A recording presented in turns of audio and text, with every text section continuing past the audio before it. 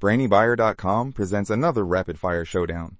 We crunch the specs, you make the call. Subscribing is the easiest way to keep this channel independent and data-driven. So, I'm looking at two Weber grills, the Traveler and the Genesis 2S 435. Big difference right off the bat, portability. The Traveler is, well, portable, right? Yeah, the Traveler is built for taking on the go. Compact, folds down, the whole deal. The Genesis 2S 435? Not so much. It's a full-sized, stay-at-home kind of grill. Okay, makes sense. What about cooking power? The Genesis 2S 435 definitely wins there. It boasts 4 main burners and a sear station burner, pushing almost 70,000 BTUs. The Traveler's got a single burner at 12,000 BTUs. Big difference in heat output and cooking area. Wow, that's a huge difference.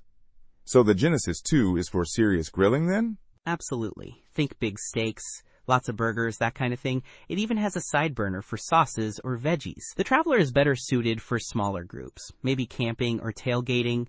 The cooking surface is much smaller. What about features?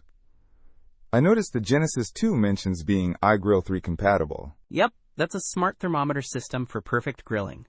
It also has stainless steel cooking grates for better heat retention. The Traveler's simpler tool hooks, a side table, the basics for grilling on the move. Okay, so Genesis 2 is feature-packed. What about the build quality? Both are Weber, so you're getting decent quality. The Genesis 2 has more stainless steel components, a heavier build, and a longer warranty. 10 years versus the Traveler's 5-year limited warranty.